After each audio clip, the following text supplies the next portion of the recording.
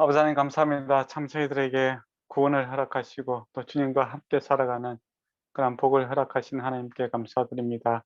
이 하늘의 놀라운 복을 우리가 잘 알지 못하고 또 누리지 못함으로써 하나님 함께 하는데 하나님 함께 하지 않는 자와 같은 그러한 삶을 살아갈 때가 있습니다. 아버지 하나님, 우리가 다시 하나님 아는 자로 살아가기를 원합니다. 그리고 하나님과 깊은 사랑의 관계 속에서 살아갈 수 있게 하여 주시옵소서. 그러나 하늘의 위로와 은혜가 우리에게 차고 넘치게 하여 주시옵고, 또 하나님께서 우리를 향한 그 소망을 소망과 비전들을 깨달을 수 있도록 은총 베풀어 주심으로 소망의 사람, 사랑의 사람, 믿음의 사람으로 살아가게 하여 주시옵소서.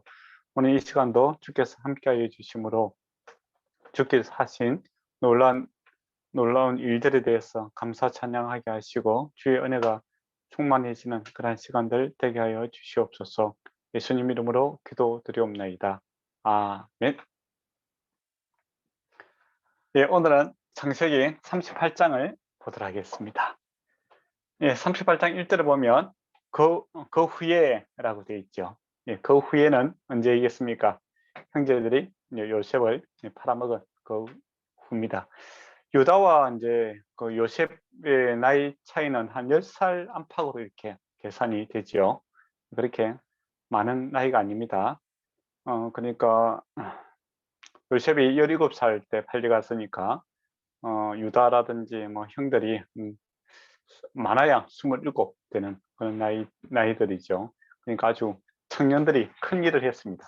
참 생계를 팔아먹는 이런 믿음의 공동체 참 같이 하겠습니까? 만약에 교회 안에서 누가 이심매매를 했다 하면 그 교회 가겠습니까? 그죠? 근데 이렇게 참 초창기 이 하나님의 공동체가 참 진짜 자기 형제를 팔아먹는 그런 아픔이 있습니다. 그래도 하나님께서 또 하나님 백성으로 만들어 가시는 그런 실력자이시다라는 것이죠. 그래 보면 우리 현대교회가 갖고 있는 여러 가지 문제들이 늘 있습니다. 현대교회뿐만 아니라 항상 교회들은 문제가 있죠. 왜냐하면 개인들이 들어오기 때문입니다. 그렇지만은 이 모든 문제를 모든 것을 합하여 선을 이루시는 우리 아버지 하나님이 계시다라는 것을 믿고 있으면 인내하면 반드시 모든 것을 합하여 선을 이룰 줄 믿습니다. 유다가 이제 이 사건 이후에 있다가 이제 정말 이제 교회를 안 나오게 되는 거죠. 이제 그 믿음의 공동체에서 벗어나 버립니다. 그래서 자기 형제들로부터 떠나서 이제 세상으로 가게 되죠. 압둘람 사람 히라 히라를 가까이 함으로써 이제 떠나게 되고, 그리고 이제 더 나아가 가나안 사람 수아라는 자의 딸을 보고 그를 데리다가 이제 동침함으로써 이제 결혼을 하게 되는 것을 보게 됩니다.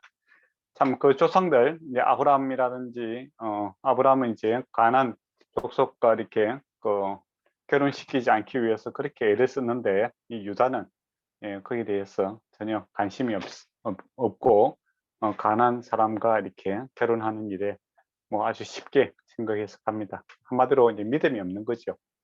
예. 뭐 믿음이 없으면 하지 않겠습니까? 예, 믿음이 우리는 특별한 하나님의 자녀들이다라고 하는데 하는 짓은 어떻습니까? 대량 살상을 사람들 많이 죽이고 거짓말하고 형제 팔아먹고 그런데 뭐 세상 사람과 별 차이가 없고 심지어는 세상 사람들보다 더 못한 그런 모습을 볼 때 뭐 '하나님 어디 있겠나.' 이제 그런 생각이 충분히 할 수 있는 그런 나이 아니겠습니까? 근데 그거는 사실 하나님이 잘못이 아니고 자기들이 만들어 놓은 것이죠. 근데 사람들은 자기들의 죄를 짓고 나서 뭔가 심판이 일어나지 않고 뭐 공의롭지 못하다 생각하면 하나님이 없다 이제 그렇게 생각하는 경향이 있고, 그래서 이제 교회를 떠나는 사람들이 있습니다. 근데 교회를 떠나는 사람들 중에서 그런 사람들 있죠. 하나님이 계시다면 뭐 이렇게 어 불의가 많고 죄가 이렇게 많을 수 있느냐, 뭐 교회에서 이렇게 싸움이 있을 수 있느냐 하면서 떠나는 경우가 있습니다. 근데 하나님께서 싸운 게 아니고 사실은 자기들이 싸우는 거죠. 그렇지 않습니까? 그렇지만은 시간이 지나면 이 또한 하나님께서 그 문제를 해결해 내십니다. 그 수하다라는 뜻은 이 풍요롭다, 이런 그런 뜻입니다. 풍부하다라는 뜻이죠. 그러니까 유다가 지금 추구하고 살아가는 것이 어떤 거냐라고 했을 때 수하, 저 풍요로운 것을 이제 추구하고 살아가는 사람이고, 근데 그 자기 딸이죠. 그 사람의 딸이면 자기 이제 와이프인데 와이프 이름이 없습니다. 신기하지 않습니까? 제일 중요한 사람이 와이프 이름인데 왜 와이프 이름이 없을까요? 예. 그러니까 유다가 이 결혼한 대상을 이제 그 선택함에 있어서 뭐 이름을 불러준다는 것은 인격적인 관계 아닙니까? 그죠? 인격적이고 삶을 갖다 이렇게 나누고 뭐 그렇게 관계가 서로 이름을 불러주는 건데 거기는 관심이 없다는 겁니다. 예. 그 한 사람의 인격체로 보는 것이 아니라 그 보면 보고 데리고 동침하더라 그렇게 돼 있잖아요. 그러니까요. 그냥 그 사람이 어떤 사람이고 어떤 성품이고 또 나와 비전과 꿈을 같이 함으로써 동반자로서 이렇게 사람을 구하는 것이 아니라 눈에 보기에 좋은 사람 그냥 예 그렇게 육신의 욕망을 따라서 이렇게 살아가는 이제 전형적인 이제 세상 사람의 이 모습을 유다가 지금 보여주고 있죠. 그래서 아이를 낳았어요. 아이를 낳았는데 엘이라 합니다. 그러니까 엘은 이게 하나님이라는 뜻은 아니고 여기서 엘은 보호자라는 뜻입니다. 그러니까 이게 하나님의 이름이 전혀 없어요. 우리가 보통 세상 사람들 그렇잖아요. 우리 장남이라고 합니까? 뭐 또 맞이되는 큰 딸이라든지 그런 사람을 갖다가 이제 부모들 입장에서는 좀 의지하는 경향이 있지 않습니까? 그것처럼 유다도 엘이라고 하면서 이제 보호자가 될 것이다. 내가 힘들고 나이 어렵고 나이가 들었을 때 나의 보호자가 돼 줄 것이다. 이제 그런 의미인 것 같아요. 예. 뭐 하나님이란 하나님과 전혀 관계없는 그런 이름을 짓습니다. 그리고 이제 두 번째 이제 아이를 낳았는데 오나라는 뜻이죠. 오나는 강력한 이라는 뜻입니다. 강력한. 예. 세상 사람들이 강력한 거 좋아하잖아요. 예. 아들 2명 낳고 뭐 그랬으니까 우리 집안이 이제 강력하게 좀 되었으면 좋겠다. 예, 그런 이름을 줘요. 그다음 셋째가 태어났는데 셋째는 셀라라는 뜻입니다. 셀라는 이제 태에서 꺼내다라는 뜻이에요.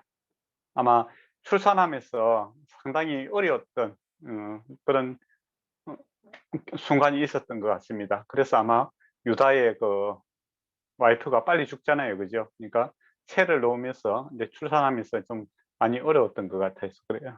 어려운 일을 당했던 것 같아요. 그래서 셀라 하면서 태에서 꺼내다. 그러니까 자연스럽게 아이를 갖다 출산하지 못하고 뭡니까? 그 강제로 이렇게 아이를 꺼내야 되는 출산시켜야 되는 이제 그런 어려움들이 있었는 것 같아요. 그래서 아마 빨리 죽은 것 같습니다. 근데 이 애들이 이제 성장하면서 어떤 일이 생겼냐면 아들 애를 이제 그 결혼을 시켰는데 그 배우자 이름이 다말입니다. 다말. 다말은 종려나무라는 뜻이죠. 종려나무는 그 풍부와 아름다움 뭐 이런 것들을 상징하는 그런 나무입니다. 풍요롭고 풍성하고 아름답다 그런 뜻이에요. 그러니까 다말이 상당히 이렇게 아름다웠던 모양입니다. 예.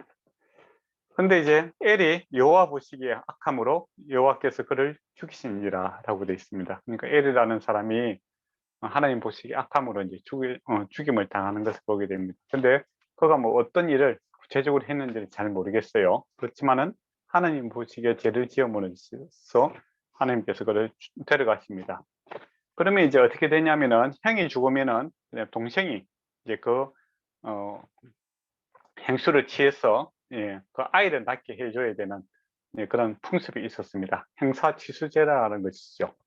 예, 이런 문화는 이제 옛날에는 이제 복지제도가 없잖아요, 그죠? 예, 복지제도가 없기 때문에 예, 그 은행도 없고 그렇잖아요. 그렇기 때문에 내가 나이 들어서 요새 뭐 노인 복지센터도 없잖아요, 그죠? 그래서 가족들이 이제 그 나이 드는 사람들을 케어해야 되는 그런 시스템입니다. 그래서 이제 필히 이제 자녀가 있어야 되는 이제 그런 상황이죠. 네, 그래서 형이 죽고 나면 이제 그 대를 이어가는 기 위해서 동생이 이제 그 형수에게 그 소위 말하면 아이를 낳게 해줘야 되는 책임과 의무가 있는 것이죠.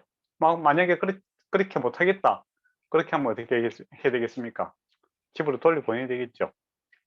결혼할 때 받은 지참금을 다시 돌려주면서 돌려보내야 됩니다. 그래서 그 가부가 공식적으로 이제 가부가 되어서 이제 재혼할 수 있는 그런 베이스를 마련해 줘야 되죠. 그런데 보통은 이제 이것은 이제 자기 집안의 명예를 생각하고 동생이 그 행수를 갖다가 데리고 살게 되지요. 그런데 이 오나라는 사람이 이제 좀 나쁜 사람입니다. 그러니까 뭡니까? 그 아이가 태어나면은 자기 아이가 아니라 행의 씨앗이 되는 거죠. 자녀가 되는 겁니다. 그렇게 하면 유산 분배할 때 어떻게 되냐면 자기가 많이 손해를 보게 되죠. 3분의 원래 장자가 두 몫을 가진다고 했지 않습니까? 만약에 3명이면은 살을 해서 2개는 장자가 가지고 나머지 것은 이제 나누게 됩니다. 그러니까 오나라 사람이 물질에 대한 욕심이 많았던 것 같아요. 그래서 이 아이를 못 가지게끔 이렇게 땅에다가 이제 구절에 보면 땅에다가 설정을 하더라라고 되어 있죠. 근데 이게 이제 한 번 그렇게 하는 것이 아니라 반복적으로 그렇게 행하고 있는 것을 보게 됩니다. 그러니까 자기의 이 육신적인 욕망은 채우고 행수가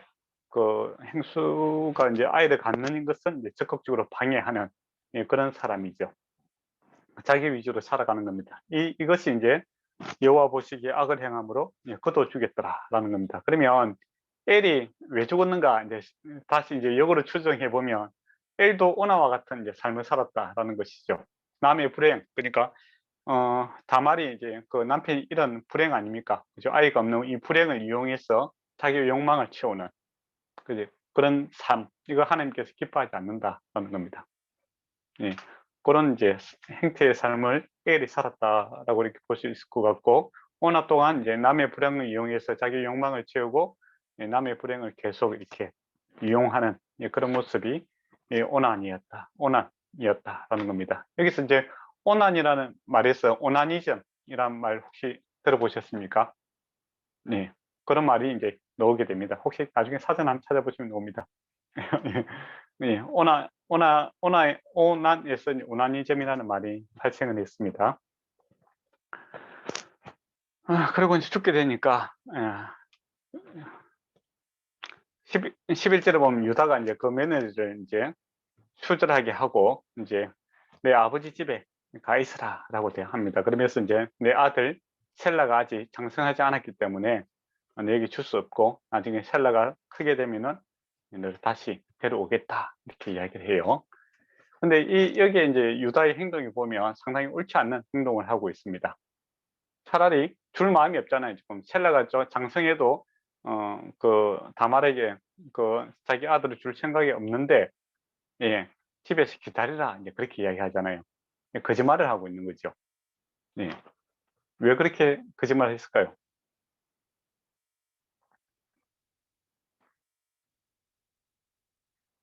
지참금을 돌려주고 싶지 않아서? 왜요? 그것도 있고 또 복수죠, 복수. 그러니까 그냥 그렇게 생각하는 거죠. 자기 하나님 보시기에는 엘이나 오나가 악을 행함으로 그들 죄 때문에 죽었는데 이제 유다는 소위 말하면 며느리가 잘못 들어와서 우리 아이 2명이 죽었다. 그런 이제 분한 마음을 이제 갖고 있다라는 겁니다. 그래서 나중에 보면 이 다말이 이제 아이를 뱄다라는 소식을 듣고 어떻게 합니까? 그때 이제 보통으로 처벌하는 방법은 이제 돌을 쳐서 이렇게 죽이는 방법이 그 당시 행벌이에요. 그런데 유다는 하형을 시키라 이제 그렇게 주장을 하거든요. 그러니까 이 감정이 많이 상해 있었는 겁니다. 근데 가만히 생각해 보면 이 다말이 잘못한 게 없어요. 다 자기 아들 엘과 오난이 잘못한 거잖아요. 그런데 그 잘못을 이제 다른 사람에게 전가시키는 그런 유다의 모습이 나타나죠. 이게 이제 죄인들의 그런 모습입니다. 그러니까 어떤 문제가 생겼을 때 자기 삶을 돌아보고 그렇게 해야 되는데 그건 참 회개하고 참 좋은 일일 것 같아요. 근데 어떤 문제가 생기면 자기 삶을 돌아보지 않고 그 책임을 죄 없는 사람에게, 슬픔을 당한 사람에게, 더욱더 약한 사람에게 더욱더 덧입히는 그런 모습들이 세상에서 많이 나타납니다. 그래서 억울한 사람, 힘없는 사람들이 억울한 일을 많이 당하지 않습니까? 예. 그것처럼 다말이 정말 잘못한 것도 없는데 예. 더 이제 억울한 일을 당하는 이제 그런 일이 생겼습니다. 참 유다가 정말 하나님을 마음에 품지 않고 정말 자기 욕심대로 살고 또 자기 분노를 이렇게 아주 야비한 방법으로 이렇게 어, 풀어가고 있는 그런 모습을 보게 되죠. 참 그리고 이제 5절에 보면 그 유다가 거하는 곳이 그 10이라고 되어 있지 않습니까? 그죠?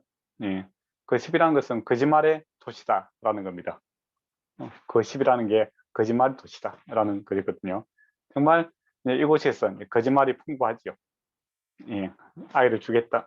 셀러가 크면 주겠다 해놓고 주지도 않고 이렇게 그렇게 살아갑니다. 그리고 이제 12절에 보면 이제 얼마 후에 이제 유다의 아내 수아의 딸이 죽은지라 참 이름을 이야기해 주면 될 건데 이름을 끝까지 이야기해 주지 않아요. 그죠? 더 설명이 길잖아요. 유다의 그죠? 이름 딱 두 자만 쓰면 될 건데 그만큼 유다가 이 아내와 이 인격적인 관계는 전혀 없이 그냥 자기 욕망대로 이렇게 살아가는 예, 그런 모습이 그대로 나타나는 거죠. 위로받은 후에 딥나로 이제 올라갑니다. 딥나로 올라가는 이유가 이제 양털을 깎기 위해서 올라가지요. 예.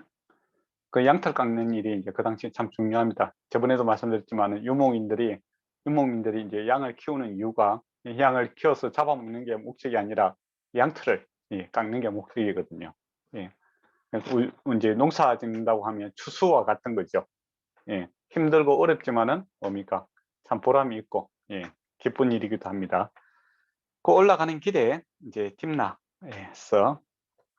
딥나로 올라가다가 이제 14절에 보면 가부를 하나 만나게 되죠. 에나임에 앉아 있더라. 에나임은 눈이 열림이란 뜻입니다. 많은 눈들이란 뜻인 곳인데 눈이 밝아진다. 눈이 이렇게 열려 있다라는 곳인데 이런 뜻과는 반대로 어떻게 됩니까? 자기 며느리 다말을 알아보지 못하고 창녀를 생각하고 그와 관계를 맺는 그런 모습을 보게 되죠. 예. 근데 뭐 창녀를 변신한다 해서 그 얼굴을 모르겠습니까? 그게 좀 이상하잖아요. 그죠? 예. 근데 모를 수가 있습니다. 왜냐면 그 뭡니까? 이 얼굴을 가리는 거 있잖아요. 예. 그 당시 이제 이 창녀는 일반 창녀가 아니라 신전에서 이제 일하는 창녀들입니다. 근데 유다가 가만히 보면 올라가는 일에 이제 소위 말하면 돈을 준비 안 하고 길 가다가 이제 약간 우발적으로 이제 일어난 사건이에요. 근데 왜 그렇게 예, 창녀와 이 관계를 맺었을까? 이제 그렇게 생각해 보면 두 가지 이유가 있습니다. 첫 번째 이유는 뭐겠습니까? 뭐 욕망 때문에 그럴 수 있겠죠. 그죠? 근데 얼굴도 안 보고 그죠? 예, 그랬다라는 것이죠. 근데 두 번째 이유가 더 큰 이유가 있습니다. 그 당시 이제 그 뭡니까? 그 양털 깎을 때 추수와 같은 이제 그런 거죠. 그때 양털을 더 많이 이렇게 깎고 또 많이 이렇게 수확이 많아지기를 원하지 않습니까? 그래서 이제 그 당시 이제 신전 여자 사제들이 와 이제 관계를 맺게 되면은 이제 더욱더 풍성하게 이렇게 된다라는 이런 그 이제 종교죠. 이방 종교의 풍습입니다. 네, 그래서 유다가 보면 신전에 그 창녀라는 게 신전에서 있는 창녀를 찾고 있거든요. 그 나중에 보면 뭐랍니까? 여기는 그런 사람이 없다. 21절에 보면 창녀가 어디 있느냐 이렇게 물어볼 때 이 창녀라는 건 신전 창녀입니다. 그러니까 유다가 이제 약간의 미신적인 이방적인 풍습을 따라서 이제 그 관계를 했고 또 그러한 사람을 찾았다라는 겁니다. 근데 그 동네 사람들이 여기는 신적 찬미가 없다 이제 그런 식으로 이야기를 하지요. 그만큼 이제 유다가 어떻습니까? 하나님 믿는 사람이 하나님과 전혀 관계없이 자기 욕망을 따라 또 우상 숭배와 같은 그런 행동을 지금 하고 있는 것을 보게 되죠. 예. 그러고 나서 이제 뭐 소위 말하면 돈이 없으니까 약속을 하죠. 염소 한 마리 주겠다 했는데 염소를 준비가 안 됐는 거예요. 그러니까 담보물을 달라라고 합니다. 18절에 보면 당신의 도장, 그 끈은 뭐겠습니까? 도장을 갖다가 이렇게 나무나 금속으로 이렇게 만들었어요. 그것은 이제 끈을 목걸이죠. 목걸이를 만들어서 이제 목에 걸고 다닙니다. 예, 그리고 지팡이는 이제 지팡이에다가 이제 자기 이니셜, 이름을 보통 이게 적어놨습니다. 예, 옛날에 목자들이니까 지팡이 많이 갖고 다니지 않겠습니까? 그러면 이제 이것은 내 지팡이다 라는 것으로 이제 자기 이름을 이제 적어놨죠. 그래서 도장과 이제 지팡이를 보면 이 사람이 누구 것인지 알 수 있는 거죠. 이제 다말이 이제 신분, 요즘은 신분 좀 맡기라 이거죠. 예. 신분 좀 맡기고 가세요. 그렇게 이야기하니까 이제 자기 신분증을 주고 떠납니다. 그리고 이제 20절에 보면 유다가 그 친구 압둘라 사람의 손에 부탁하여 염소 새끼를 보냅니다. 그러고 보면 유다가 상당히 리더십이 있는 것 같아요. 그죠? 소위 말하면 약간 두목 기질이 있는 거죠. 압둘라 사람이 약간 똘마니 기질이 있고, 그죠? 심부름 시키면 심부름하는 그런 모습이 나타나고 있죠. 근데 찾지를 못하게 됩니다. 그 여인이 찾아갔더니 그곳에는 창녀가 없다라고 하죠. 그러니까 유다가 이제 당황스럽죠. 아유, 이렇게 괜히 부끄러운 일을 크게 만들 필요가 없잖아요. 그죠? 근데 이제 부끄러운 일인 줄 알았죠. 사실은 그렇게 하면 안 되는 줄 알면서도 죄를 짓는 것이 사람의 모습입니다. 그러니까 유다가 다른 사람이 알면 참 부끄러운 일인데 예, 다른 사람이 모를 거라고 생각하고 그렇게 하는 거죠. 근데 하나님께서 아십니다. 그리고 또 그 지역의 이름이 에나임, 눈이 많은 밝은 곳인데 자기들은 아무도 모를 것이라고 이렇게 그렇게 생각하고 있는 그런 착각을 하고 있죠. 그러고 보면 참 사람들이 이제 그런 착각이 있는 것 같아요. 죄를 지을 때 아무도 모를 것이다 라고 생각하시는데 하나님은 보고 계시다 그런 겁니다. 근데 또 쉽게 이제 해결될 줄 알았죠. 담보물 주고 염소 한 마리로 끝날 줄 알았는데 그게 이제 쉽게 이제 끝나지 않습니다. 조금 있으니까 어떤 소문이 들려옵니까? 석 달, 24절에 보면 석 달 정도 되니까 다말이 행음하였고 그 결과로서 임신하여 따는 이제 소문이 듣게 되죠. 그러니까 유다가 그를 꺼내어 불사르라 그렇게 이야기합니다. 이 참 유다가 자기 잘못한 거에 대해서 아주 간대해요. 그렇잖아요. 자기가 행음하고 자기가 나쁜 짓 한 것에 대해서는 그럴 수도 있지 그렇게 생각하고 또 남이 잘못한 것에 대해서는 어떻게 합니까? 벌에다 그 당시 이제 법으로 이제 돌로 치는 그런 그 행벌에 속해 있습니다. 그리고 모세율법에도 이제 신명기 22장 23절 24절에 보면 이런 경우 돌로 쳐야 된다. 꼭 돌로 치는 건 아닙니다. 그만큼 이제 돌로 친다는 것은 어떤 의미가 있겠습니까?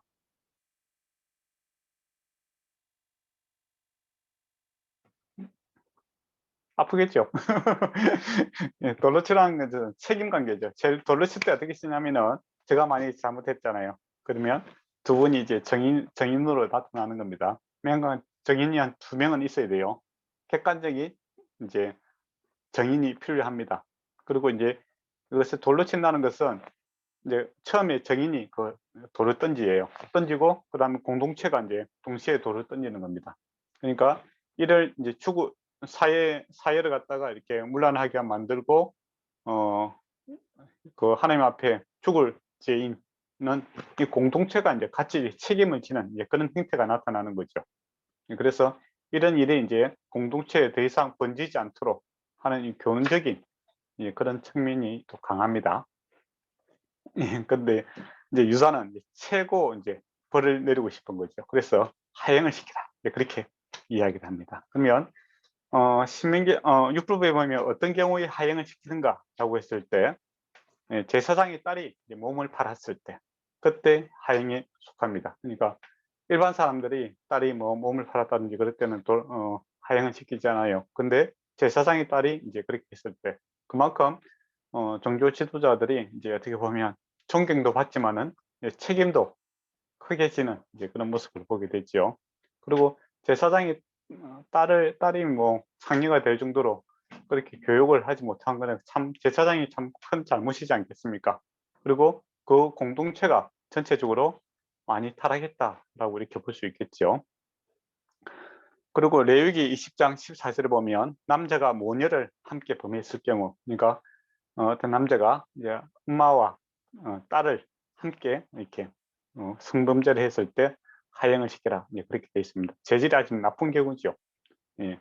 근데 유다는 지금 이제 아주 이제 자기 감정이 북받쳐 갖고 뭐 불살아라, 이제 그런 식으로 이야기를 합니다.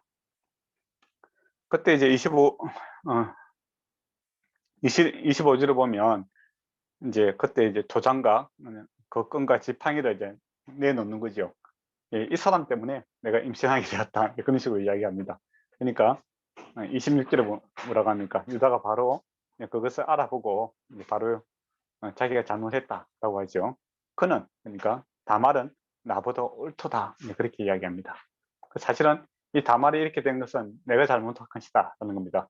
근데 법대로 하면 세라를 주든지 안 그러면 뭐 아예 이혼을 시키든지 그렇게 해야 되잖아요. 근데 뭐 어중간하게 이렇게 약속만 해놨고 한평생 가부로 살도록 이렇게 유도를 한 그런 유다의 잘못이고, 또 이 다말은 또 잘못한 게 없어요.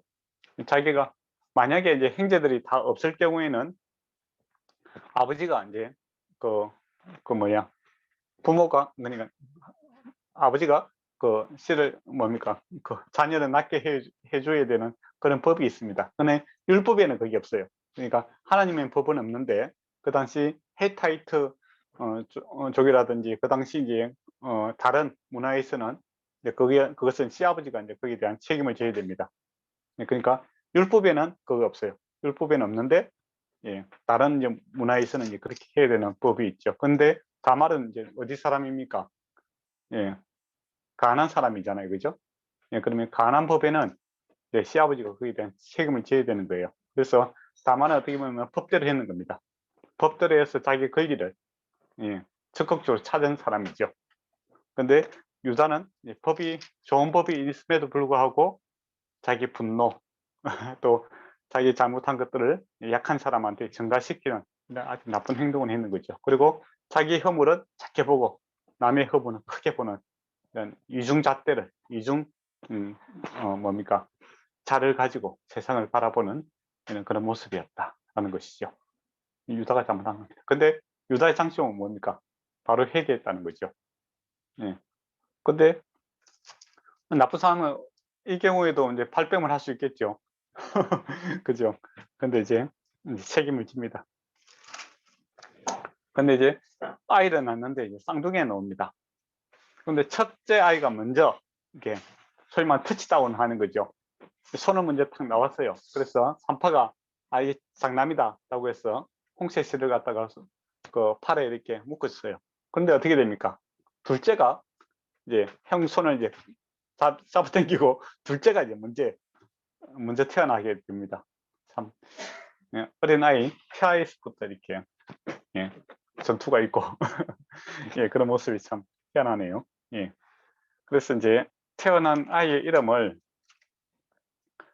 29절에 보면 베레스라고 합니다. 둘째죠. 이 사람이 이제 예수님의 족보에 들어가는 사람이 됩니다. 둘째가, 동생이.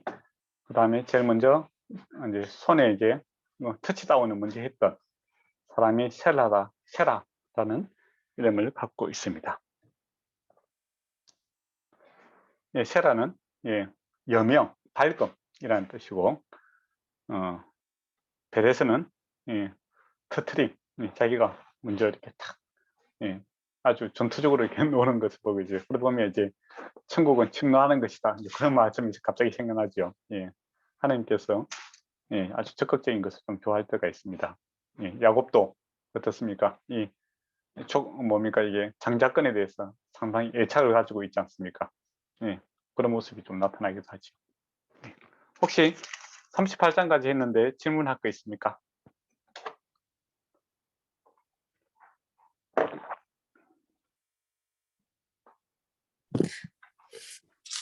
그 유다의 아들들을 네. 하나님이 싫어하셔서 그들을 직접 죽이셨다고 하셨잖아요. 네, 이게 하나님이 죽게 하신 거랑 그냥 네. 죽 어떻게 구분해서 알 수 있죠? 그러니까 뭐 사고 사든지 뭐 그런 여러 가지 뭐 죽었겠죠. 근데 성경에서 모든 그러니까 이게 우연이 아니라 그냥 하나님께서 음. 음. 데려갔다라는 것이죠. 그러니까 세상 사람들 우연이라고 이야기하는데 신앙 음. 안에서는 섭리입니다. 하나님이 다 뜻이 있는 거죠. 예. 그리고 이게 심판에 의해서 이제 죽었다라고 이야기합니다. 예. 이거를 모세가 썼으니까 하나님께서 그걸 모세에게 알려주신. 그렇죠. 하나님의 관점에서 이제 이야기를 하는 거죠. 소위 말하면 우리가 책 읽을 때 전지적 작가 시점이라고 하죠. 예, 모든 것을 아는 하나님의 관점에서 이제 이야기를 하는 겁니다. 예. 네. 감사합니다. 그러면 39장을 할까요? 예. 오늘 진도를 많이 나갈 겁니다. 그래서 아마 창세기가 다음 주 되면 거의 다 끝나지 않을까 싶은 생각을 합니다. 예. 예, 39장 이제 요셉의 이제 이야기가 이제 다시 이제 연결이 되고 있죠. 예. 요셉이 애굽으로 내려가더라 이야기합니다. 그래서 지금부터 이제 요셉의 이야기는 계속 내려갑니다. 애굽으로 내려갔다가 어떻게 됩니까? 감옥으로 내려갔다가 다시 이제 감옥에서 올라오는 이야기로 되지요. 그래서 이제 지리적으로 보면 이제 내려가는 거고 또 상황도 조금 내려가는 이제 그런 모습을 보게 되죠. 근데 이제 팔려갔는데 누구에게 팔려갔냐면 바로의 신하 신위 대장 애굽 사람 보디발에게 팔려가지요. 보디발. 보디발은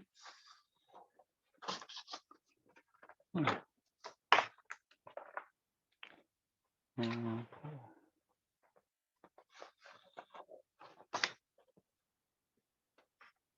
예, 보디발은 그 뜻이 레가 주신 자, 레는 이제 태양신입니다. 태양신이 주신 자 그런 뜻인데 그 이제 애굽이 태양신을 섬기는 그런 동네 아닙니까? 그래서 이름이 그렇습니다. 예. 근데 이제 2절에 보면 하나님께서 이제 여호와께서 요셉과 함께 하심으로 그가 형통한 자가 되어라고 되어 있죠.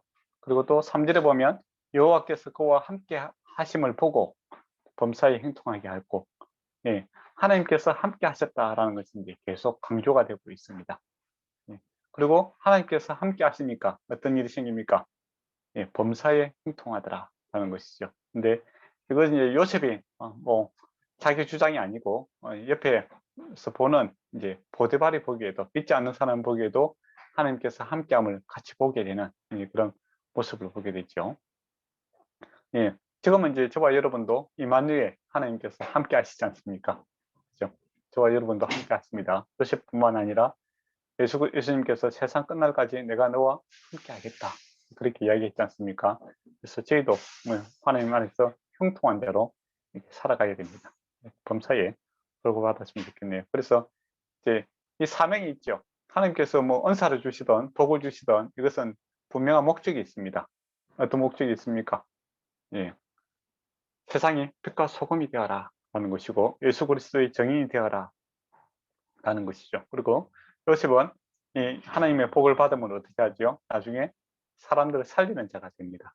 그래서 저와 여러분도 하나님께서 함께 하시고 또 하늘의 복과 땅의 복이 충만해지는 것은 소위 말하면 자랑기도하며 살아가는 것이 아니라 사실은 세상의 빛과 소금으로서 하나님의 선하심, 좋으심을 증명해야 되는 그런 사명감이 있어야 된다라는 겁니다. 근데 이제 어린 성도들은 이제 거기서 잘 사명감을 빼어버립니다. 그래서 많은 간증할 때 보면 하나님께서 이렇게 복을 주셨는데 내가 이렇게 잘 되었습니다. 거기서 끝나는 경우가 많아요. 근데 사실은 복을 주신 이유는 분명한 사명이 있는 겁니다. 사명이 있으면 요셉이 나중에 교만하지 않잖아요. 그죠? 내가 고무충지였다고 이렇게 뭐 신문에 내고 자랑하지 않습니다. 그의 일은 성실하게 사람을 살리는 일에 힘쓰고 있는 것을 보게 되죠. 그러고 보면 주님께서 이제 기독교 역사를 보면 하나님께서 교회를 풍성하게 할 때가 있습니다. 그것은 그 힘을 가지고 주님 나라와 의를 나타내고 그렇게 해야 되는데 그 부분에서 많이 실패합니다. 교회들이 풍성해지고 또 힘이 있을 때 그 힘을 남용하고 권력 남용이죠. 그리고 죄에 빠져서 허덕이다가 그렇게 좀 안 좋은 모습으로 갈 때가 많은데, 그렇지만 또 하나님께서 또 다시 시작하시는 것을 늘 보게 됩니다. 우리의 연약함이 많지만은 하나님께서는 끊임없이 포기하지 않는 그런 모습이 개인의 삶에도 있고 또 기독교 역사에서도 계속 반복이 되고 있다는 것이죠. 그래서 하나님께서 함께 하신다라는 것을 39장에서만 2절, 3절, 5절, 21절, 23절 그렇게 아주 뭐 5번이나 이렇게 하나님께서 함께 하신다라는 것을 계속 강조를 하고 있습니다. 그리고 이제 요셉 4절을 보면 요셉이 그 주인에게 은혜를 입어 호의를 얻었다라는 겁니다. 주인이 보니까 내가 하는 것보다 요셉이 하는 게 더 나아. 그러니까 믿고 맡기는 거죠. 그래서 온 집안 일들을 다 위탁을 합니다. 원래 부자들은 이런 거 좋아하잖아요, 사실은. 부자가 되고 싶은 이유가 뭐겠습니까? 내 좋은 거 하고 내 하기 싫은 것은 남에게 맡길 수 있잖아요. 맞지 않습니까?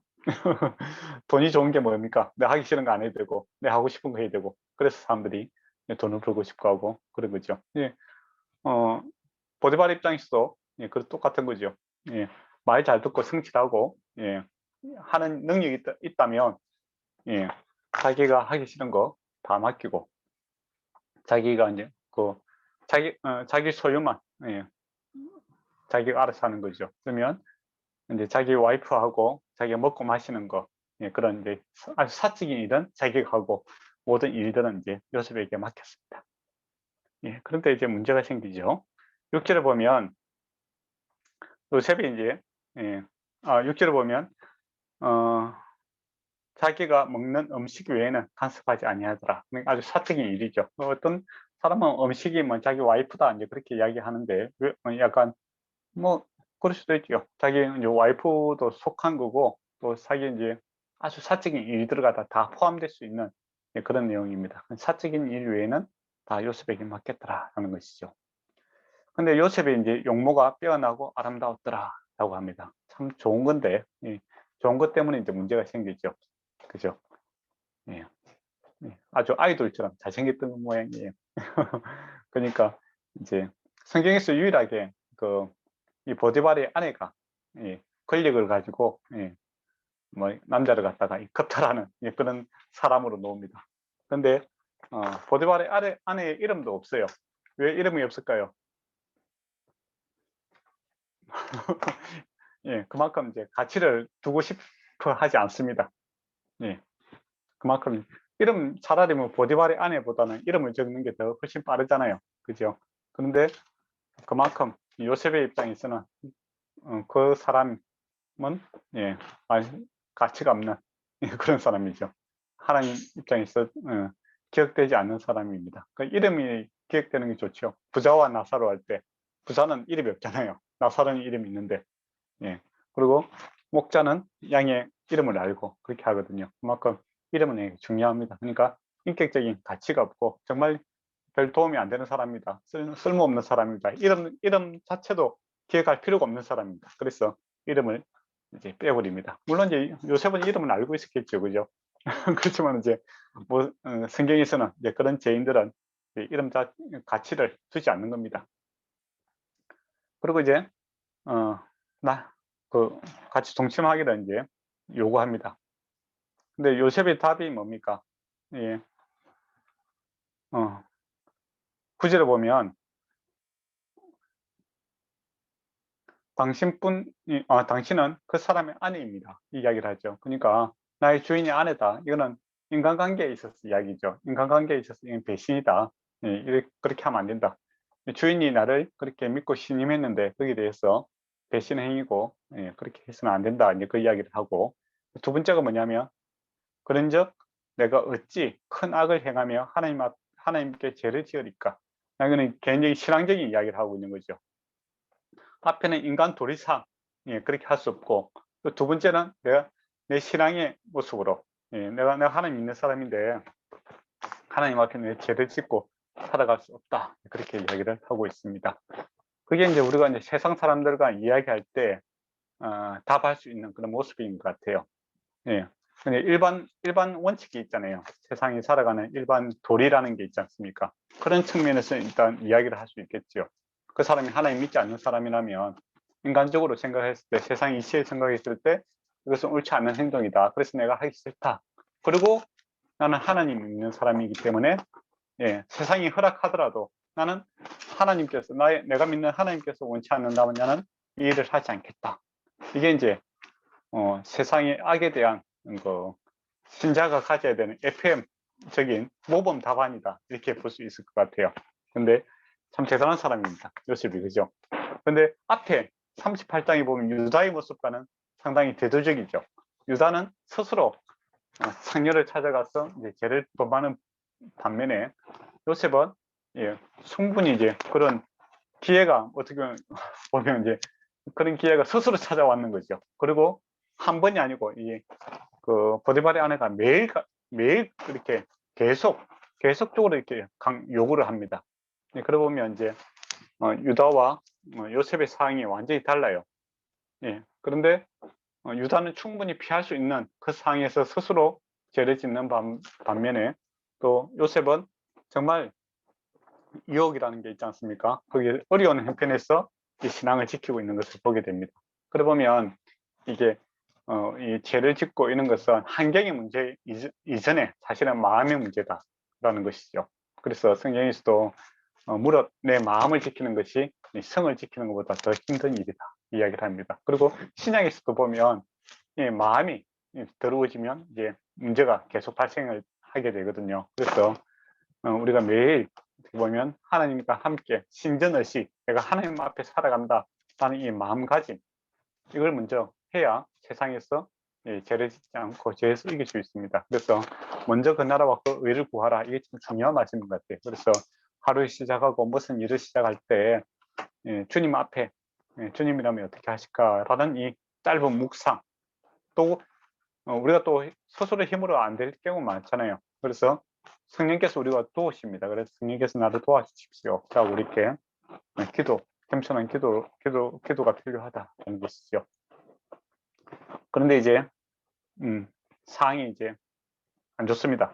그러니까 피하고 싶은데 피할 길이 없는 거죠. 그리고 이제 그 단둘이 이제 집에 있는 그런 일이 발생을 했습니다. 그러니까 요셉이 피하려고 계속 피하고 다녔는데 어쩔 수 없이 이제 집에 같이 있는 상황이 되었죠. 근데 이제 이 여인이 아주 적극적입니다.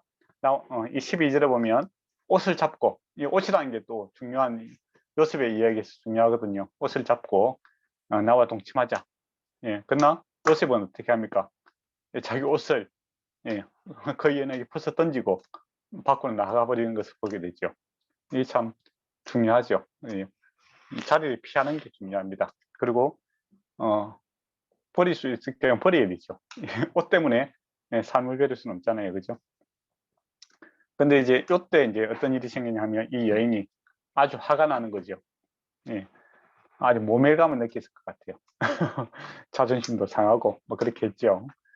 그러니까 어떤 행동을 하냐면 이제 집안 사람들을 다 부릅니다.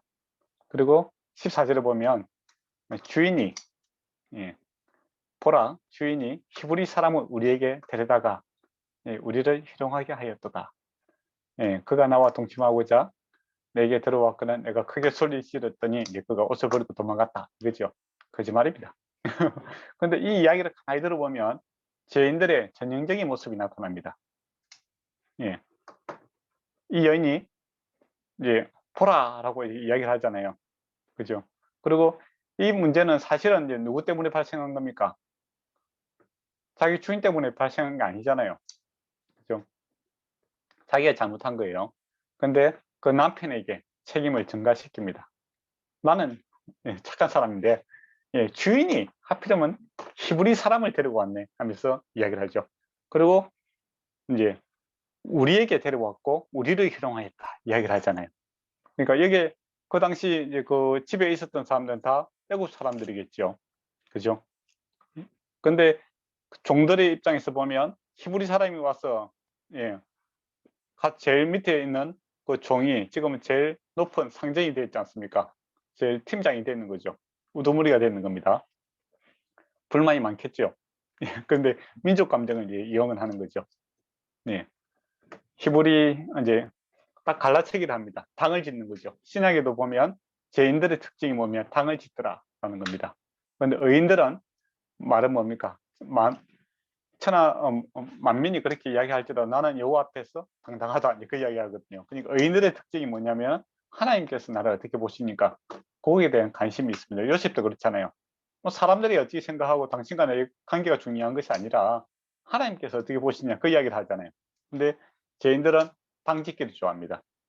지금 히브리 사람이다라고 하면서 그 사람은 이제 소위 말하면 민족 감정을 이용해서 무시를 하고 경멸을 하면 동시에 우리라는 것을 통해서 자기 편을 갖다가 만들고 있는 거죠.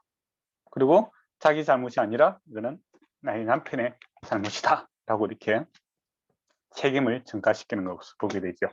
이 모습은 우리가 창세기 처음에 에덴 동산에서부터 시작된 거 아닙니까?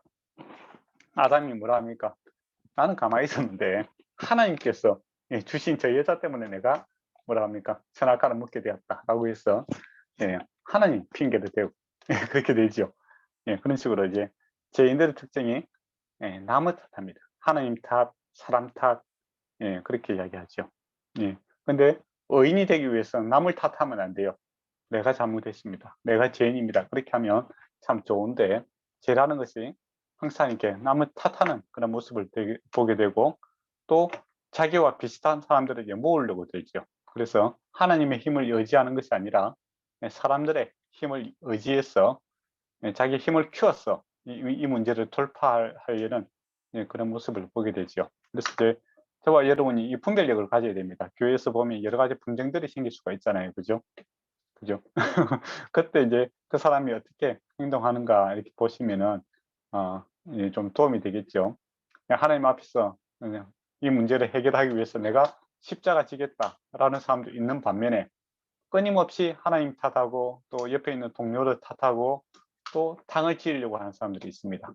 사람들의 힘을 모아서 문제를 해결하려고 드는 사람이 있죠. 일단 우리가 잘 모르지만은 그 하는 행동이 보면 옳지 않다라는 것은 분명하게 알 수 있겠죠. 신약하고도 이게 연결 보면 이게 사람이 죄인들의 정인적인 모습이다 이렇게 보시면 될 것 같습니다. 그리고 이제 16절에 보면 이제 주인이 들어올 때까지 기다리고 있죠. 증거 하나, 옷 하나 들고 사전 작업을 합니다. 자기 밑에 있는 종들에게 다 입을 맞추고 있는 거죠. 내 잘못한 게 아니야. 증거물도 있어. 이렇게 하면서 자기 남편이 돌아오기를 기다리죠. 그러면서 이제 17절에 보면 당신이 우리에게 데리고 온 히브리 종이 나를 희롱하였고 내게로 들어왔으므로 이렇게 이야기합니다. 그러니까 내가 이렇게 이 문제 모든 것은 당신 때문이야 하면서 이제 책을 뭡니까 코너로 이제 몰아넣고 있죠. 그리고 히브리종 함으로써 히브리 사람에 대해서 이제 경멸하는 그 사람들 원래 질이 안 좋다 이제 그런 식으로 이야기하는 거죠. 당신이 사람을 잘못 데려왔다. 인신공격을 지금 하고 있는 것을 보게 됩니다. 그리고 자기는 소리를 질렀고 그 옷을 버리고 밖으로 도망갔다. 그 이야기를 하죠.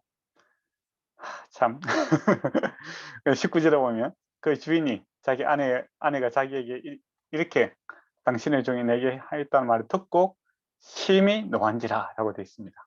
보디발이 막 머리가 뚜껑이 열렸다 이거죠. 근데 심히 노했다는데 누구에게 노했는지를 이야기를 안 해요. 지금 보디발은 누구에게 화를 내고 있을까요?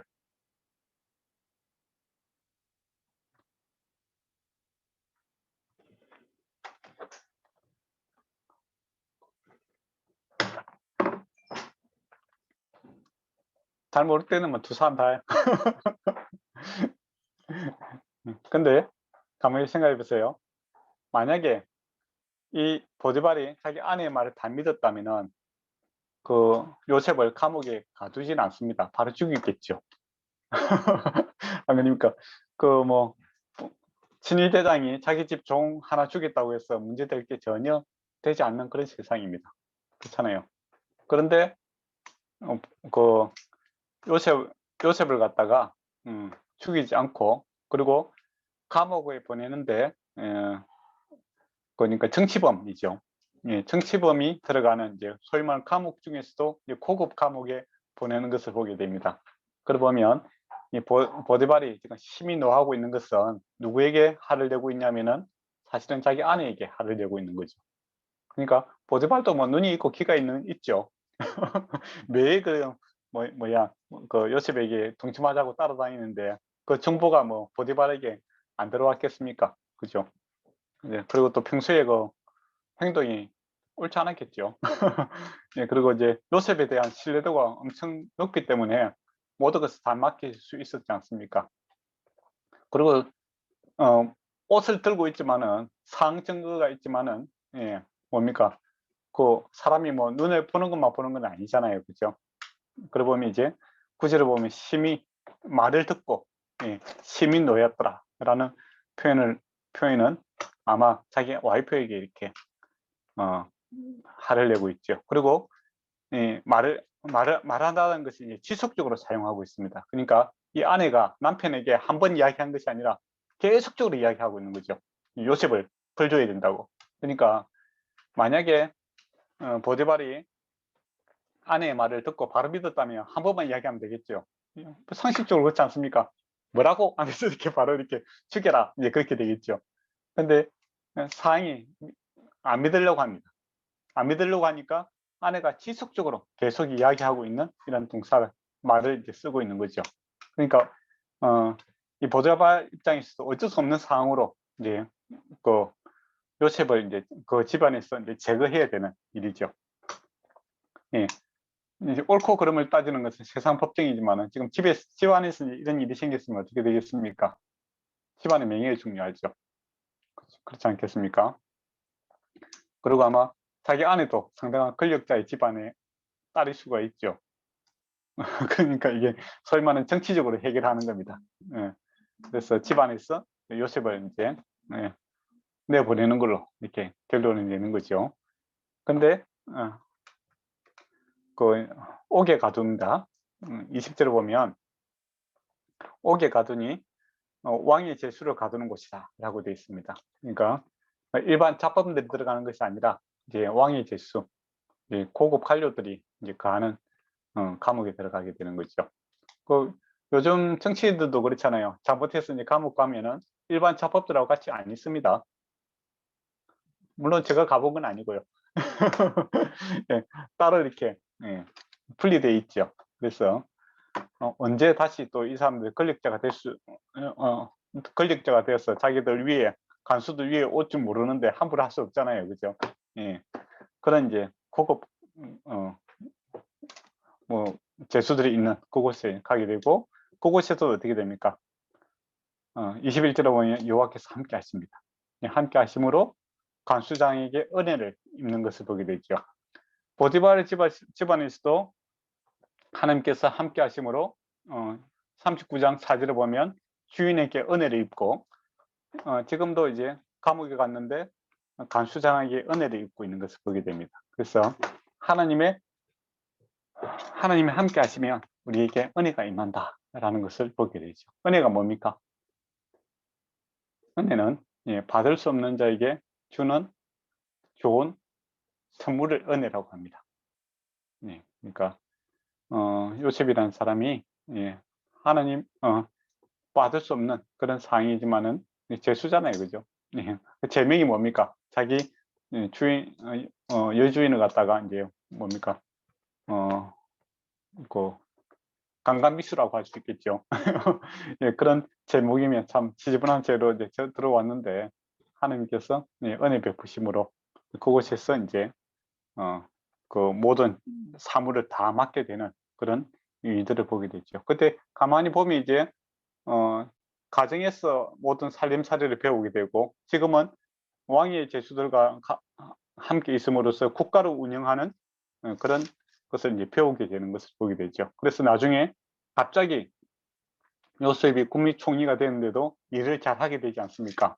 그러니까 이런 교육 과정이다 이렇게 보시면 되겠습니다. 물론 험난하게 이렇게 배우고 있지만은 하나님의 큰 그림 속에 그 삶이 있다라고 되어 있죠. 그래서 저와 여러분의 삶 속에서도 우리가 원치 않는 그런 길을 갈 때가 있습니다. 그러나 성경에서 늘 이야기하지만 모든 것을 합하여 선을 이루시는 하나님의 섭리가 있다라는 겁니다. 그래서 하나님의 사람들은 그 환경에 탓하지 않습니다. 요셉이 아이고 나 억울하다 이런 소리 안 했잖아요. 그 자기에게 주어진 그 상황에서 최선을 다하는 것을 보게 되죠. 또 그게 그에게 결과적으로는 큰 그 국무총리를 할 수 있는 좋은 실력자로 이렇게 양육되고 있는 것을 보게 됩니다. 그래서 일단 나에게 주어진 일에 최선을 다하는 자, 그 사람을 하나님께서 기뻐하십니다. 그래서 하나님께서 무엇을 보신다고 했습니까? 착하고 충성된 자를 본다고 했죠. 그러니까 하나님께서 동기를 보시는 겁니다. 어떤 마음으로 앞에서 뭐라고 합니까? 하나님 앞에 내가 죄를 지을 수 없다. 그런 선한 동기가 요셉에게 있었고, 그 다음에 요셉의 두 번째 특징이 뭐냐면 충성됨입니다. 자기에게 주어진 일에 최선을 다하는 그런 모습이 요셉에게 나타나 있고, 하나님도 그것을 우리에게 원합니다. 착하고 충성된 종 되기를 우리가 정말 사모했으면 좋겠습니다. 그리고 23절에도 여호와께서 요셉과 함께 하심으로 범사는 모든 일에 형통하게 되는 것을 보게 됩니다. 혹시 39장까지 했는데 질문할 게 있습니까? 저는 괜찮습니다. 네, 그러면 40장을 넘어가도록 하겠습니다. 40장은 이제 그 2절에 보면 바로가 두 간원장을 감옥에 넣었어요. 술 맡은 간원장과 떡 굽는 간원장이다 라는 것이죠. 우리가 보면 주방장인가 뭐 그렇게 생각하면 곤란합니다. 그 당시는 떡 굽는 그 간원장과 술 맡은 간원장이 랭킹 2인자들입니다. 왕 바로 밑에서 권력을 행사하는 사람입니다. 왜 그럴까요? 왕에게, 바로에게 가장 중요한 것은 무엇일까요?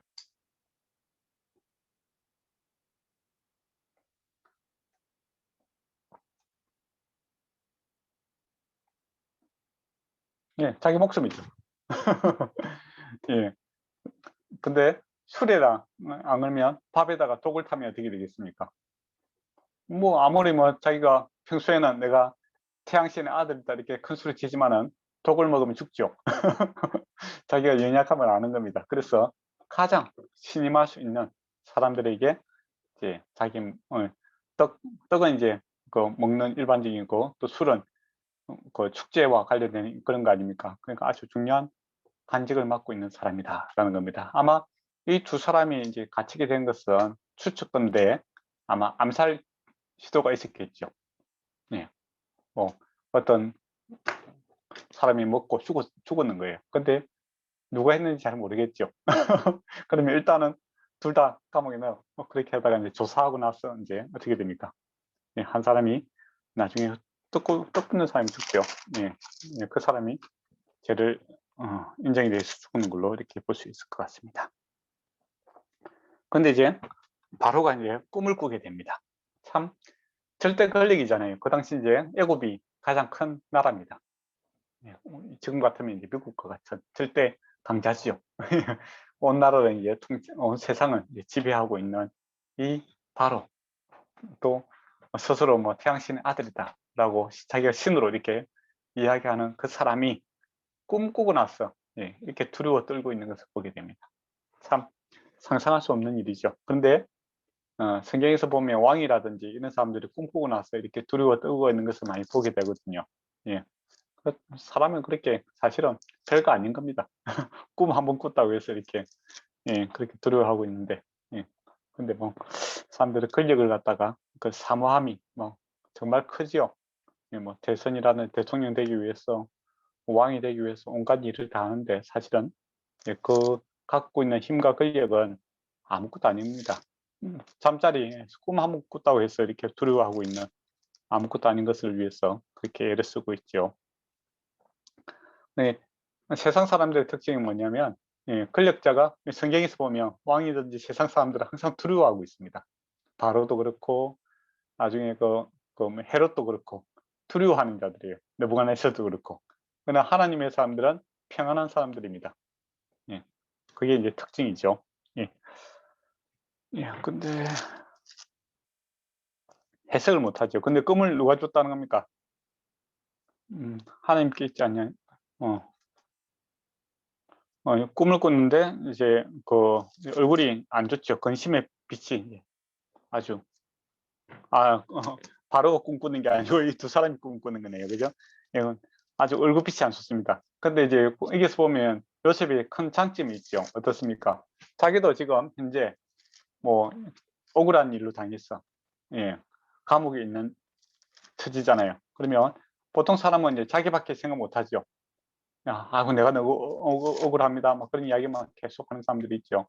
근데 이러한 상황에서 요셉은 다른 사람의 마음을 살피고 위로자의 삶을 살아가고 있는 것을 보게 되죠.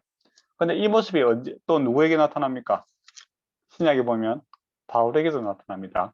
바울이 옥중스승이라고 하죠. 감옥 속에서 같은 연금돼 갖고 에베소라든지 이렇게 편지 쓸 때 보면 너에게 평안이 있을지어다라고 하면서 이제 또 밖에 있는 사람들 위로하고 있는 것을 보게 됩니다. 그리고 자기에게 주어진 일들을 계속해 나가는 것을 보게 되죠. 그것처럼 하나님께서 함께 하시면 상황이라든지 환경이 그들을 가두어 두지 못하는 것을 보게 됩니다. 그 안에서 자유로운 자가 되죠. 사도행전 표현대로 하면 세상이 감당치 못하는 그런 사람의 지금 삶을 살아가고 있는 겁니다. 요셉이 정말 한탄하고 억울하고 뭐 눈물밖에 흘릴 수 없는 그 상황에서 다른 사람의 위로하고 그 사람들을 세워주는 이런 그런 모습을 보게 되죠. 그러면 하나님께서 함께 하신다는 것이 얼마나 크고 위대한 능력인지를 우리가 볼 수 있겠죠. 예. 근데 그 하나님이 지금 저와 여러분과 함께 하고 있습니다. 예. 그래서 어떤 어려운 환경을 만났을 때 환경을 바라보지 마시고 먼저 하나님을 바라보면 답이 나옵니다. 예. 술 맡은 이제 간원장에 대해서 먼저 이야기를 해주죠. 예. 나쁜 이야기와 좋은 이야기 있을 때 먼저 좋은 이야기를 해줘야 되겠죠. 예. 나쁜 이야기 해주면 그 다음 사람이 입 다물고 이제 이야기 안 하겠죠. 3일 뒤에 당신 죽습니다 하면 그 다음 술 맡은 간원장이 나는 안 들을란다 하면서 이야기 안 하잖아요. 맞잖아요. 그래서 요셉이 아주 지혜로운 사람인 것 같아요. 그래서 술 맡은 간원장이 이제 꿈부터 이야기해 주시죠. 세 가지, 3이라는 것이 이제 계속 나오는데, 그 3일 있다가 당신은 정직을 회복될 것이다. 그 이야기를 해주죠. 그리고 이제 당신이 잘 되거든. 14절에 보면 나를 좀 생각해 달라. 나는 이게 들어올 사람이 아니고, 예, 내 사정은 바로 여기 이야기해서 나는 이제 히브리 땅으로 이제 억울하게 끌려왔다 이거죠. 그래서 나를 좀 내 사정을 좀 살펴주세요 했는데 나중에 잊어버립니다. 예, 떡 굽는 사람도 이제 앞에 술 맡은 간원장이 이제 소위 말하는 좋은 이야기를 해주니까 자기도 이야기해 줍니다. 근데 요셉이 참 이런 이야기 하기 힘들 건데 진실이 되게 이야기하죠. 3일 뒤에 당신이 죽을 것이다 이야기를 합니다. 참 어떻게 보면 그 당시에는 이야기하기는 참 잔인한 이야기 같잖아요. 그렇지만은 진리라는 게 어떻습니까? 예, 그 사람이 죽음을 준비할 수 있는 그런 또 진실하게 해줘야 이제 사실은 죽음을 준비할 수 있는 거잖아요, 그죠? 그래서 복음도 똑같아요.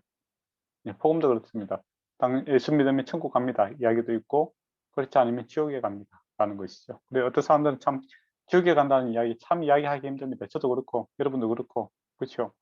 예, 그렇지만은 사실 모르고 갑자기 가는 것보다는 미리 준비하고 자기 삶을 돌이킬 수 있는 기회를 준다는 것은 어떻게 보면 잔인한 소리가 아니라 사실은 은혜로운 소리입니다.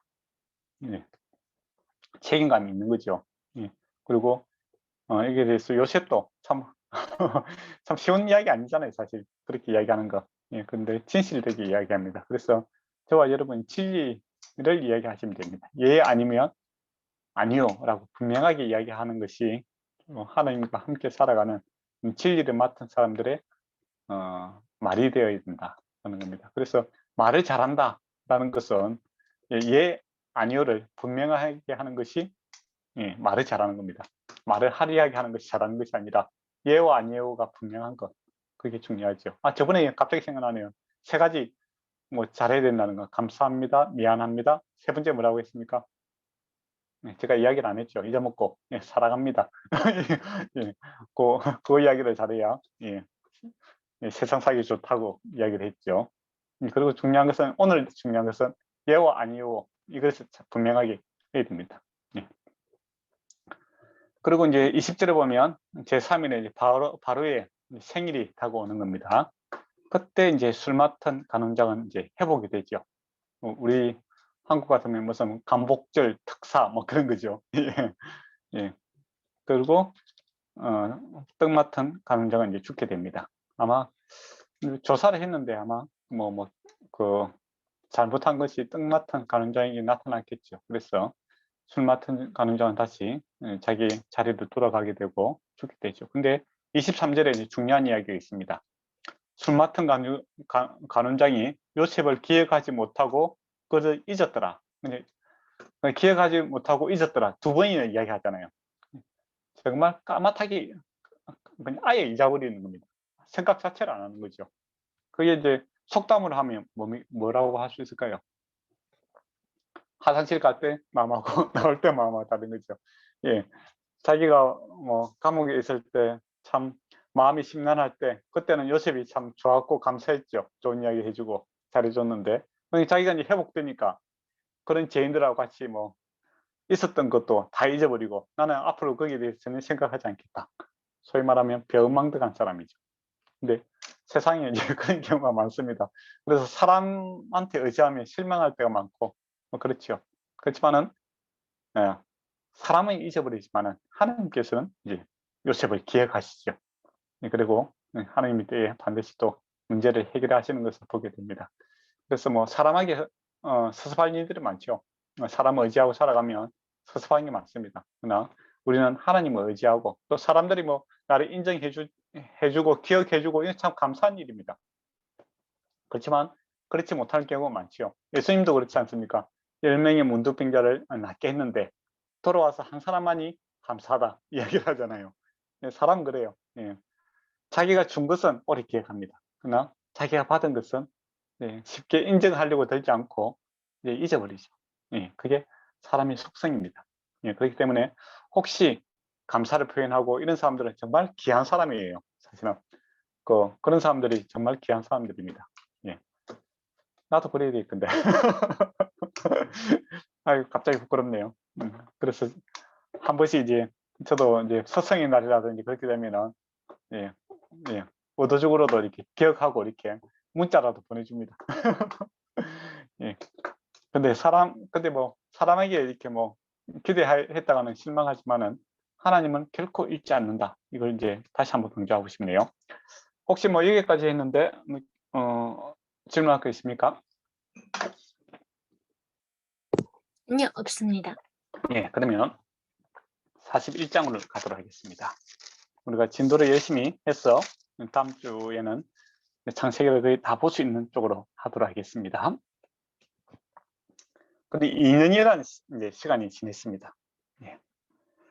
그리고 나일강이 바로가 이제 꿈을 꾸게 되죠. 예. 근데 꿈의 이제 내용은 여러분이 아시니까 예. 거의 뭐 특별히 어려운 꿈의 해석은 아니잖아요. 생각해 보면 나일강은 그 당시 뭐 가장 중요한 생명의 젖줄 아닙니까, 그죠? 농사 짓고 근데 가장 중요한 것이고 또 뭐 이삭이 나는 거하고 소가 나오는 거 이것도 그 농사 짓는 거하고 관련된 거고 또 7년 나머지 7년 하면 어떻게 뭐 어려운 꿈 해석은 아니에요, 그죠? 그렇지 않습니까? 답을 가르쳐 주니까 뭐 쉬울 수도 있지만은 그런데 뭐 상식적으로 생각해도 그렇게 그 당시 이제 최고의 엘리트들 관료들이 박사들이라든지 뭐 점수자들이라든지 그 당시 가장 똑똑한 사람들이 그렇게 뭐 어려울 정도로 해결하지 못할 정도로 어려운 꿈은 아니다라는 것이죠. 근데 왜 바로는 만족하지 못했을까요?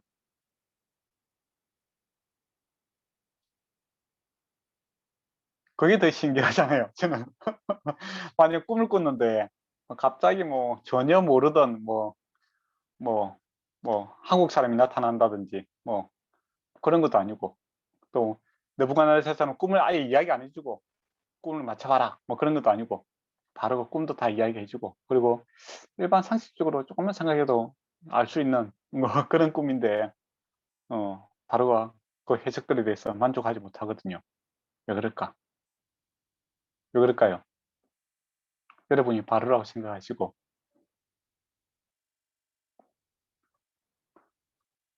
그러면 여러분이 그 뭐야 꿈을 해석해야 되는 사람이다 생각하시면 어떨까요? 친구들끼리 이야기하면 쉽게 이야기할 수 있겠죠. 예, 소위 말하면 뭐 친구들끼리 뭐 개꿈에 대해서 뭐 여러 가지 해석들을 해줄 수 있지 않겠습니까? 그죠? 근데 여기서 중요한 것은 이제 목숨을 걸어야 되는 거죠. 그러니까 바르고 꿈을 꿨는데 아주 얼굴빛이 안 좋아요. 심각한 겁니다. 근데 이 꿈을 갖다가 해석은 자유롭게 할 수 있어요. 근데 거기에 대한 책임을 지기가 힘든 거죠. 그러니까 7년 뒤에 이렇게 홍련이 있다가 뭐 안 좋아질 것이다 했을 때, 그래 했는데 내년에 홍련이 들었다. 그럼 어떻게 되겠어요? 죽는 거죠. 그렇지 않겠습니까? 예. 책임질 수 없는 거죠. 음. 그런 이제 어려움이 있는 겁니다. 그리고 꿈을 두 개 이야기해 줬는데 바로는 이걸 단수로 이야기하거든요. 내 꿈은 이거 지금 하나로 생각하고 있는 거예요. 그러니까 다른 사람들은 이게 꿈마다 이렇게 두 가지 해석을 해주고 뭐 그런 사람도 있을 수도 있을 것 같아요. 예. 근데 바로는 지금 이 꿈을 하나로 생각하고 있다라는 겁니다. 그리고 또 중요한 게 있어요. 꿈 해석도 중요하지만 뭐가 중요하겠습니까? 네. 소위 말하면 우리가 뭐 어떻게 이야기할 때 마지막에 뭐라고 합니까? 뭐 어쩌라고 그러잖아요. 그래서 뭐 어쩌라고 그렇잖아요. 해결책이 있어야 되잖아요. 맞지 않습니까? 7년 흉년이 있고 풍년이 있고 7년 흉년이 있는데 그게 너무 크다 말이죠. 그렇게 이야기는 할 수 있어요. 근데 바로가 듣고 싶어 하는 이야기는 뭡니까? 그래서 어쩌라고. 예. 그래서 우리가 어떻게 살아날 수 있는 거야? 대안을 제시해라. 그거죠. 그게 이제 원하는 거 아닙니까? 우리도 뭐 정치인들에게 원하는 게 그거죠. 또 학자들한테 원하는 것도 그렇고, 과거에 뭐 여러 가지 뭐 사항 판단 이런 거, 다 이제 분석을 해줄 수 있을 것 같아요. 그런데 우리가 원하는 최종적인 답은 뭡니까? 그래서 어쩌라고. 그거죠. 예, 예. 그래서 뭐 어떻게 해야 되는데, 이제 그런 이제 대안이 있는 답을 얻기를 원합니다. 근데 아무도 자기 목숨을 걸고 이야기하는 사람이 없었고, 있다고 한들 대안을 제시하지 않는 겁니다. 근데 누가 이제 그 이야기를 합니까? 요셉이 이야기를 할 때 대안까지 제시합니다. 그렇잖아요. 그러니까 바로가 딱 듣고 싶은 소리는 그거예요. 이 일에 대해 책임지고 대안을 제시할 수 있는 사람. 그 사람이 된 거죠. 뭐 사실 뭐 경제학자야 얼마나 많겠어요. 그 당시도 그죠. 근데 그런 이제 그게 이제 요셉의 특징입니다. 9절에 보면 8절에 보면 아침에 그의 마음이 번민하고 사람을 보내어 애굽 접술가들과 행인들을 불러, 모든 이제 똑똑한 사람 다 불러는 겁니다. 꿈을 해석하라 라고 하는데 해석할 자가 없는 거예요. 목숨 걸고 이야기 안 하고 싶은 거예요. 보통 이제 일단은 어떻게 됩니까? 어려운 문제는 가만히 있으면 중간이라도 하는 거죠. 그렇지 않습니까? 그래서 회사 같은 데도 뭐 어려운 문제 있으면 가만히 있잖아요. 하고 싶은 말은 있지만 가만히 있어요. 왜? 괜히 나갔다가 책임지고 잘릴 수가 있기 때문에 가만히 있는 거예요. 보통 이제 관료들이 이제 그렇게 하고 있는 겁니다. 그때 이제 술 맡은 간원장이 이제 이야기를 합니다. 자기 내가 오늘 내 죄를 기억하나니, 여기는 단수로 되어 있는데 사실은 복수입니다. 무슨 죄가 있습니까? 옛날에 뭐 자기가 지은 죄가 있었겠죠. 그래서 감옥 간 죄하고, 또 하나의 죄는 뭡니까? 요셉을 잊어버리는 거죠. 자기한테 은혜 베풀고 뭐 자기가 나가면 도와주겠다 했는데 까마치 잊어버렸잖아요. 그래서 내 죄들입니다. 그건 자기 부끄러움을 이야기한다 이거죠. 그때 이제 꿈을 갖다 잘 해석한 사람이 있었고 이제 그대로 되었다. 이제 그 이야기를 해주는 거죠. 그리고 12절에 보면 히브리 청년이 그렇게 했다라는 겁니다. 히브리라는 것은 강 건너온 자입니다. 강 건너온 자. 그러니까 우리 같으면 세례받은 자. 예, 그런 사람들이죠. 예수 믿는 사람이다. 그런 수 있게 요즘 같으면 그렇게 이제 풀이할 수 있을 것 같아요. 그러니까 바로가 이제 그 사람을 데려오라라고 하지요. 그래서 14절에 보면 옥에서, 옥은 이제 구덩이입니다. 이제 지하 감옥인 것 같아요. 구덩이에서 이제 끌어내는 거죠. 그리고 이제 시험도 깎고 옷을 이제 드디어 갈아입습니다. 예, 요셉 이야기는 옷이 중요해요. 이제 옷을 죄인의 옷에서 이제는 이제 국무총리 옷을 입게 될 것입니다. 예, 그리고 해석을 하는데 16절에 보면 요셉이 바로에게 이르되 내가 아니라, 내가 중요합니다. 내가 아니라 하나님께서 바로에게 편안한 답을 하시리이다 이야기합니다. 그러니까 요 고백이 참 중요한 것 같아요. 근데 보통 이제 좀 언사받고 좀 그런 사람들이 하나님은 없고 이제 자기가 한다고 계속 이야기하시는 분들이 있잖아요, 그죠? 그게 참 안 되고 우리는 하나님의 종들이고 하나님을 증거하는 사람들이고 그렇죠. 그리고 이제 요셉이 참 답을 할 때 참 중요한 건 편안한 답을 준비하시다. 하나님이 하나님의 평강이 내게 있을지어다 뭐 그런 이야기죠. 하나님께서 답하시면 모든 문제에 평강이 있다. 이 이야기, 하나님께서 답이시다. 그 이야기를 하는 거죠. 우리도 그렇게 이야기할 수 있잖아요.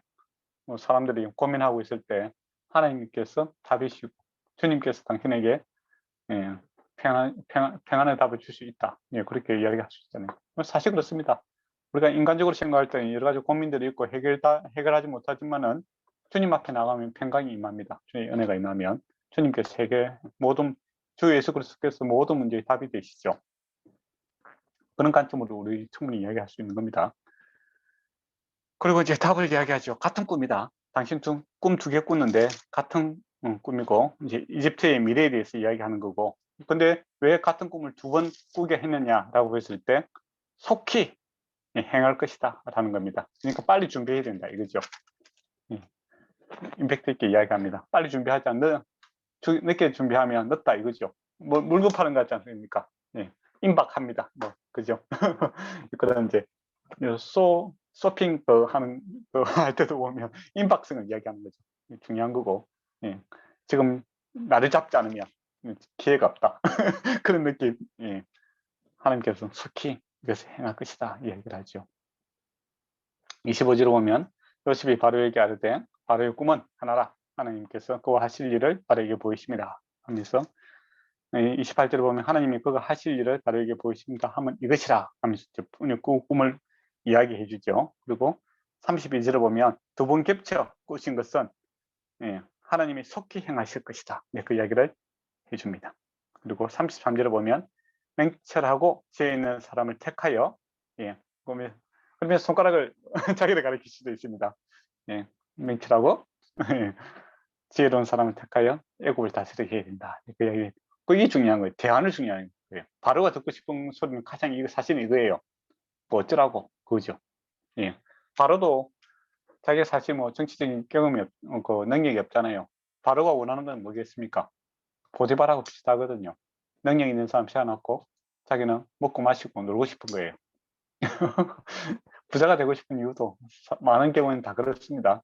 먹고 놀고 싶죠. 매니저 두고 바로 딱 듣고 싶은 소리 해주는 거죠. 그러면서 구체적인 이야기를 합니다. 사람을 일단 인사가 만사다. 좋은 사람을 택해야 된다. 맹철하고 지혜로운 사람, 인적 자원이 중요한 거고. 두 번째 34절에 보면 7해 풍년에 애굽 땅에 5분의 1을 거두어, 구체적으로 하면 5분의 1, 20%죠, 그죠? 20%를 이제 저축을 해야 된다. 그리고 온 지역에 다 이렇게 저축을 해야 된다. 그러니까 지역의 군영적인 발전과 그런 것을 이야기를 하고 있는 거지. 요즘 말로 하면 군영적 발전을 하고 지역 전체가 이거 한 지역만 이렇게 준비해서는 안 되고 국가적인 차원에서 이것을 준비하고 백성들을 다 그렇게 해야 된다. 그런 이야기를 합니다. 국가적인 사업이다. 그런 이야기를 하는 거죠. 그리고 각 성에 35절 보면 각 성읍에 쌓아두게 하라. 그러니까 항구대보안 하면 나중에 문제가 될 수도 있잖아요. 그죠? 예, 그래서 모든 지역에 다 준비하고 또 위험 부담을 갖다가 이렇게 분산시키고 또 각 성에 쌓아둠으로써 어떻게 되겠습니까? 예, 항구대보안 하다가 문제가 생기면 큰 문제가 되잖아요. 위험의 분산화도 될 수 있을 거고, 그죠? 예, 그리고 여러 가지 책임자들도 같이 세울 수 있고, 어쨌든 방법들이 여러 가지 있습니다. 그러니까 그런 이야기를 해주죠. 구체적으로 이야기를 해줍니다. 그리고 36절에 이와 같이 이 공문을 땅에서 저장하여 애굽 땅에서 일곱 흉년을 대비하며 땅이 이 흉년을 말미암아 망하지 아니하리라. 그러니까 망하는 소리가 아니라 평안의 소리를 이야기해 주는 거죠. 예, 답이 있다. 예, 그 구체적으로 이야기해 줍니다. 그러니까 바로가 모든 신하가 이 일을 좋게 여기는 거죠.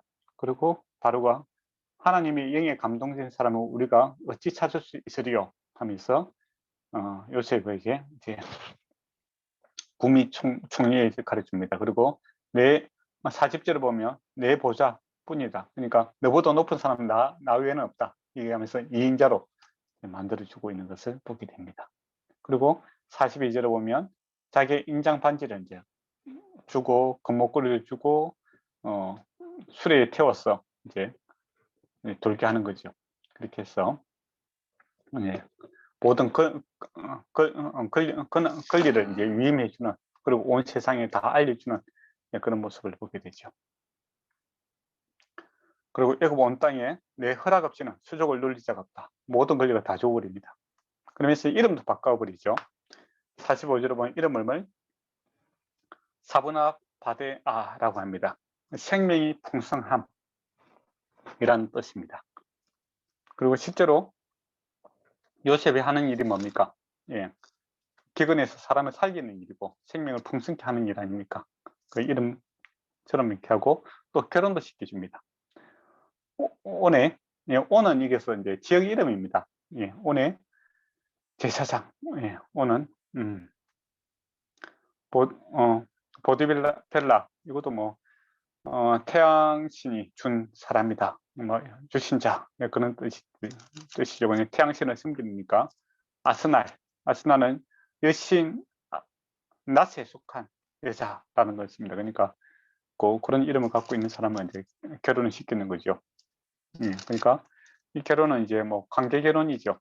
왕이 시키니까 시켜주는 거고, 그리고 또 이 제사장 그룹이 그 당시 권력자들이지 않습니까? 그래서 요셉이 이제 자기 이 기반을 이제 통해서 이제 권력을 잡게 되죠. 그래서 나중에 보면 제사장들이 이제 또 그 기근을 갖다가 지남에도 불구하고 잘 지내는 것을 보게 됩니다.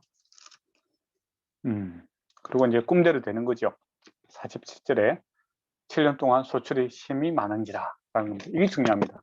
꿈은 해석할 수 있지만 하나님께서 그대로 안 하면 어떻게 되겠습니까? 그 다음 1년 조금 있다 갑자기 홍련이 들었다. 그럼 바로 죽는 거죠. 나를 속이다니 하면서. 그죠? 근데 하나님께서 하나님 뜻대로 이렇게 되는 거죠. 그리고 아이를 낳습니다. 아이를 낳는데 51절에 보면 문하세는 잊어버림. 그러니까 이때까지 고생했는 거 다 잊어버렸다라는 겁니다. 요셉이 정말 고생했지 않습니까? 그런데 하나님께서 위로해 주심으로 모든 것을 잊어버렸죠. 그리고 에브라임 창성하다. 잊어버릴 뿐만 아니라 더욱더 풍성한 삶을 살게 되는 그런 모습을 보게 되고 56절에 보면 온지면이라고 한글로 온지면은 뭐 올 이렇게 개념은 아니고 온지면입니다. 그냥 지명인데 지명. 예, 그 당시 지명 지역의 이름입니다. 기근이 가득하더라라고 되어 있죠. 혹시 여기까지 했는데 질문할 거 있습니까?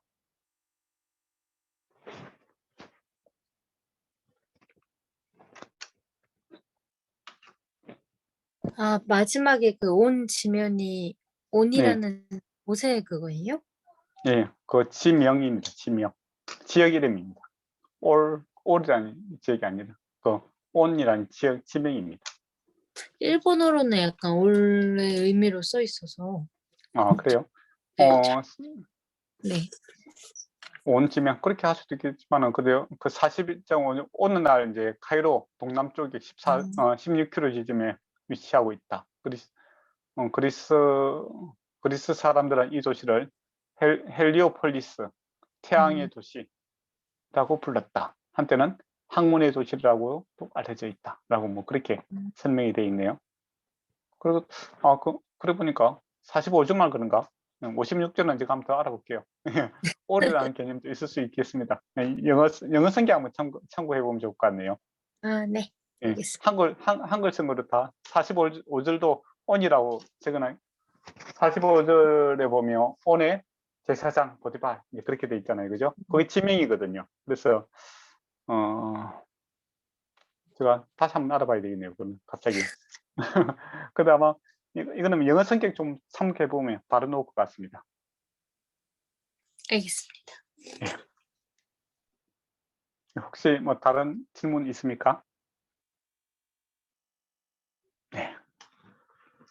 네, 그리고 다음 주에는 한 2주 정도 하면은, 그죠? 이제, 창세기를 다 볼 수 있을 것 같습니다. 보고 나서는, 우리 이제 목사님하고도 말씀드렸는데, 신약으로 한번 갔다가 다시 구약으로 오는 게 좋을 것 같습니다. 다시. 그래서 신약의 그 서신서 우리가 로마서를 안 봤지 않습니까? 네, 그래서 로마서를 한번 보고 다시 출애굽으로 다시 돌아오는 것이 좋지 않겠나 그런 이야기를 나누었습니다. 네.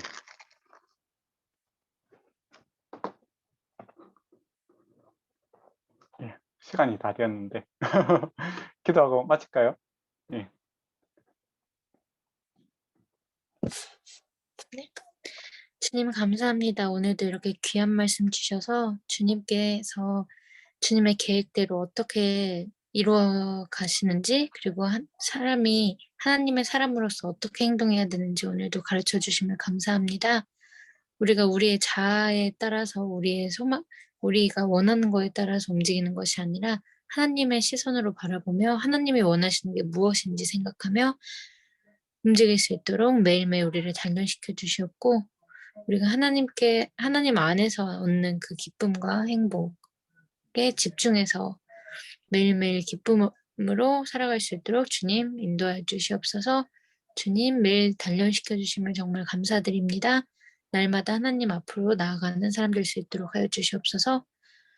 모두의 건강 지켜주시옵고 내일 주일날 만나는 모든 사람들과 그 모임 가운데서 주님 함께해 주시옵소서. 감사드리며 예수님 이름으로 기도드렸습니다. 아멘. 아멘.